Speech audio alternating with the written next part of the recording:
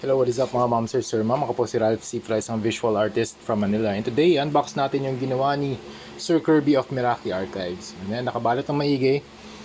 Actually, nag-collaborate kami para dito sa project na to. Thank you very much, Sir KG. Yun na lang yung codename natin from Davao City. Ayan, ang pinagawa niya sa amin ay Spider-Man X Punisher. Actually, ito yung ano niya. Ito yung figure. Kaya pakita ko lang sa'yo. Ito. Yan yung status. Pero yung kamay niya nilagyan namin ng web shooters. Yan. Shout out to Sir Kirby Malahakan of Meraki Archives, of Team Meraki Archives. Ito yung mga weapons tsaka at hands, may mga web shooters din dito. And also yun, meron din mga weapons dito. Ilan to? 1, 2, 3. Tatlong guns. Okay, tingnan natin yung ginawa niya web punisher. Ito, gun web shooter. Yan na, open natin ha. Wait lang. Very delicate kasi ito mga ma'am sir kasi sobrang liit eh. Wait lang ha. Ang ganda ng packaging. Yan. Okay. Talagang alagang-alaga talaga pag ano, Team Meraki. Thank you Sir Kirby. Oh, grabe oh. Grabe naman yung packaging nito. Alagang-alaga. Kasi talagang ano, very delicate yung gun web shooters nito. Maliliit lang talaga.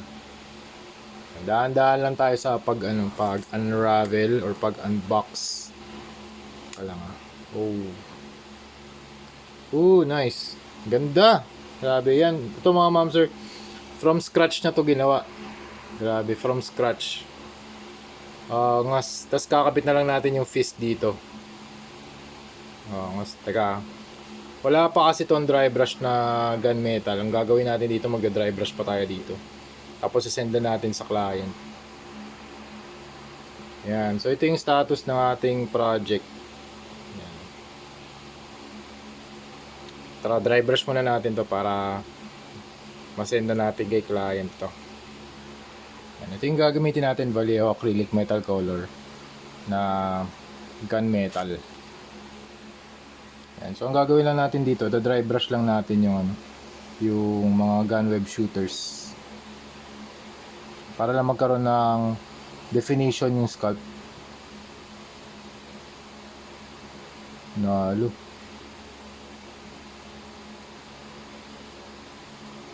Ganda ng sculpt na ginawa ni Sir Kirby.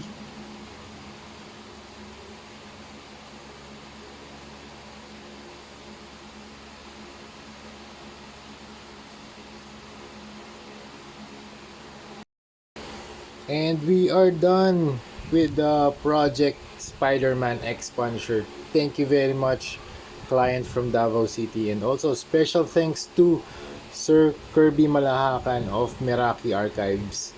Siya yung gumawa ng Spider-Man web gun shooters natin mga ma'am sir. Sobrang angas, sobrang liit na yan mga ma'am sir, pero may pa rin, may detail pa rin. Grabe. Ayun may mga ridges, may mga buttons, mayroong iba't ibang shapes, may mga rectangular, may rib na pistol or cylinder like na parang pipes, pero grabe ang angas. Ito pa yung isa ito yung left niya. Angas ito mga ma'am sir. Thank you very much again Sir Kirby Malahakan for this very very nice accessory. Sobrang cool. Yan, kung gusto niyo magpagawa ng mga repaints, accessories, 3D printed na mga heads, face sculpt painting, check nyo si Sir Kirby Malahakan of Meraki Archives. Okay? So ito yung likod niya, pinaint ko rin to yung logo ni Spider-Man. Tapos ito yung mga accessories na ginawa natin dati. So you have the base, tapos yung mga skeleton hands, painted na din. Tapos ito yung mga guns na pininturahan natin para pwede natin siyang i-equip sa likod. Yan. Kung i-equip natin yung mga guns sa likod, kailangan natin ng blue tack. Yan, blue tack yan. Na-touch ko lang yan using blue tack para removable din siya. Okay yung material na blue tack, walang stains kapag ina-attach din sa mga surfaces. Very hobby friendly. So yun, thank you very much for watching and see you sa next video. Thank you very much client. Bye bye.